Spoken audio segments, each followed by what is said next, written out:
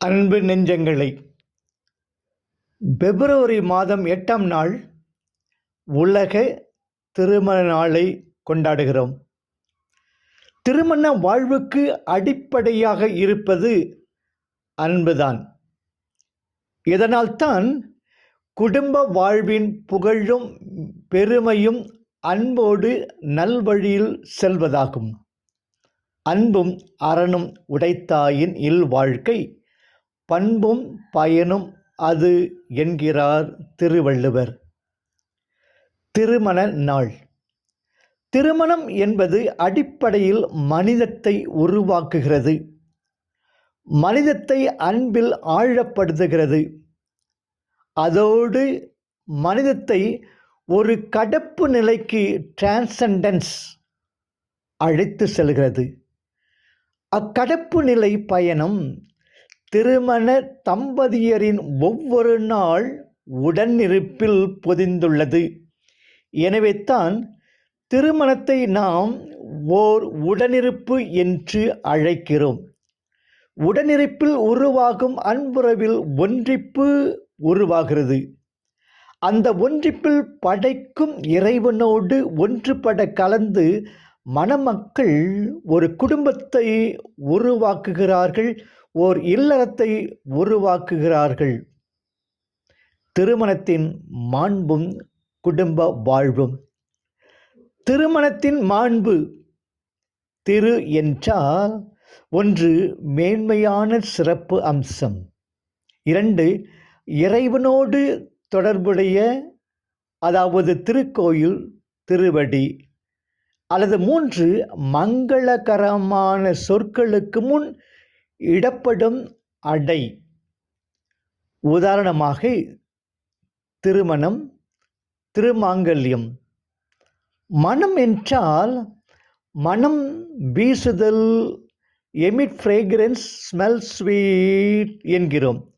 உதாரணமாக மல்லிகை மணக்கும் தோட்டம் என்றோ அல்லது கோவிலில் சாம்பிராணி புகை மணக்கிறது என்றோ நாம் கூறுகிறோம். 2 ஒரு பொருளுக்குரிய வாசனை கமழ்தல், ரசத்தில் கொத்தமல்லி மணக்கிறது.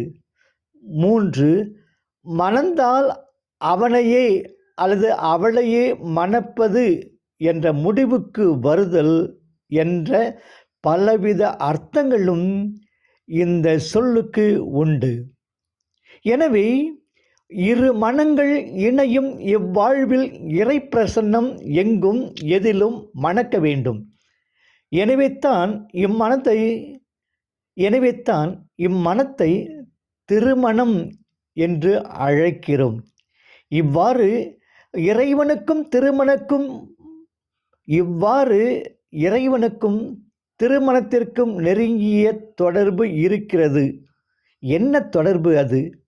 எப்படிப்பட்ட தொடர்பு அது? படைப்பின் தொடக்கத்திலிருந்தே கடவுள் அவர்களை ஆணும் பெண்ணுமாக படைத்தார் என்று நற்செய்தியில் நாம் வாசிக்கிறோம்.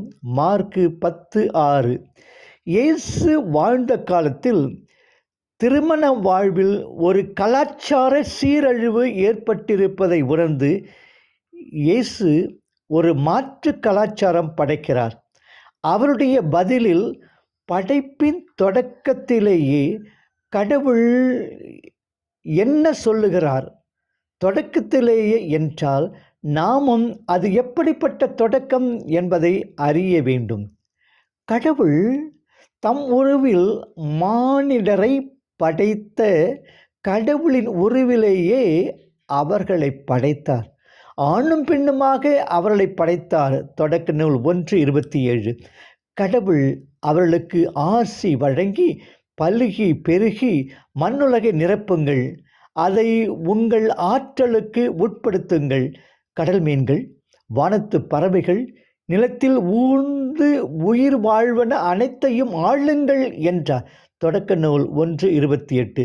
இதனால் கணவன் தன் தாய் தந்தையை விட்டுவிட்டு தன் மனைவியுடன் ஒன்றித்திருப்பான், இருவரும் ஒரே உடலாய் இருப்பர். தொடக்க நூல் 2:24. 16 பெற்று பெருவாழ்வு வாழ்க என்பது போல. இயேசுவின் புதிய அறநெறி. கடவுள் சொன்னதோடு இயேசு இங்கே புதிய அறநெறியை தருகிறார். மார்க்கு 10:9. இனி அவர்கள் இருவரல்லர், ஒரே உடல். ஆகவே கடவுள் இணைத்ததை மனிதன் பிரிக்காதிருக்கட்டும் என்றார். மோயிசனுடைய கருத்துக்கு இங்கே ஒரு மாற்று கருத்தை தந்து திருமண வாழ்வில் ஒரு புதிய அறநெறியை இயேசு படைக்கிறார். முறிவுச் சீட்டை கொடுத்து மனைவியை விலக்கி விடலாம் என்று மோயிசன் சொன்னது உங்களுடைய முரட்டுத்தனத்தின் பொருட்டே இக்கட்டளையை எழுதி வைத்தார் எனவும் விளக்கி கூறுகிறார்.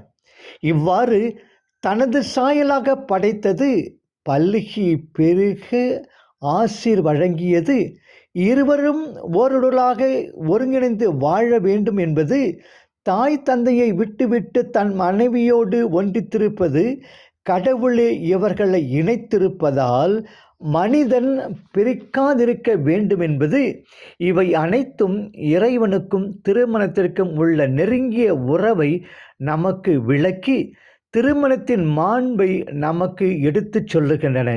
மேலும் இக்குடும்பம் எனும் பள்ளியில் இறைவன்தானே ஓர் ஆசிரியராக இருந்து அக்குடும்பத்தை அன்பில் வளர்த்தெடுக்கிறார். எவ்வாறு குடும்ப வாழ்வில் இறை உறவும் மனித உறவும் பிரிக்க முடியாத அளவுக்கு பின்னி பிணைந்துள்ளன இன்றைய குடும்பங்கள். இத்தகைய திருமணத்தின் உயரிய மாண்புகள் நமது குடும்பங்களில், நம் பேச்சிலே, நமது செயலிலே, நம் வாழ்விலே இடம்பெறுகின்றனவா? நம் குடும்பங்களில் திருமண வாழ்வு மணக்கிறதா, இறைப்பிரசன்னம் கமழ்கிறதா என்ற கேள்விகள் நம் அனைவரையும் சிந்தித்து செயல்பட அழைக்கின்றன.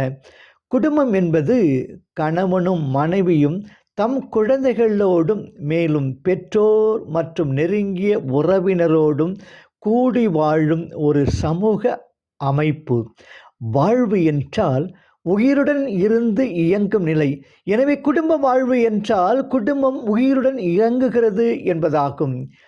இறை வார்த்தை அடித்தளமாக நம் குடும்பங்கள் உயிர் இயக்கத்தோடு இருக்க அவை இறை வார்த்தையை அடிப்படையாக கொண்டு கட்டப்பட வேண்டும். திருத்தூதர் பேதுரு மனைவி தன் கணவனுக்கு பணிந்திருத்தல் வேண்டும். பணிவது என்றால் என்ன? மனைவியானவள் தன் உள்ள அலங்கரிப்போடும் தனது மன துணிச்சலோடும் வாழ்வதேயாகும். கணவன் என்பவன் நல்லறிவோடு மன வாழ்க்கையை நடத்த வேண்டும். கல்லானாலும் கணவன், புல்லானாலும் புருஷன் என்ற பழமொழியெல்லாம் இப்போது எடுபடுவதில்லை. தன் மனைவி வாழ்வு தரும் இறையருளுக்கு உடன் உரிமையாளர் என்பதை கணவன் உணர்ந்து வாழ வேண்டும். கணவன் மனைவியை மதிப்பது என்றால் கணவனின் அன்பு வாழ்வில் மனைவிக்கென்று சிறந்த மதிப்பு எப்போதும் கலந்தே இருத்தல் வேண்டும். இவ்வாறு கணவன் மனைவியோடு நிம்மதியாக வாழ்ந்தால்தான் ஜெபிக்க முடியும் என்கிறார் பேதுரு 3:1-7. பேதுருவின் இக்கருத்துகளோடு குடும்பம் அன்பில் வாழ்ந்தால் யோவான் 15:12, தியாகத்தை நிலைத்தால் எபேசியர் 5:25, அங்கே மன்னிப்பு ஆறாக ஓடினால் மத்தேயு 18:21-22, கணவனும் மனைவியும் நண்பர்களாக யோவான் 15, சமத்துவத்தோடு வாழ்ந்தால்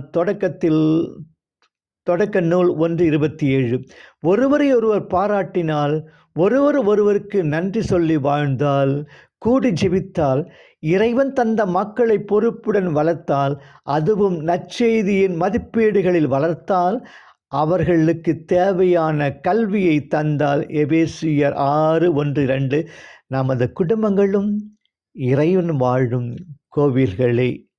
நாளை சந்திப்போம்.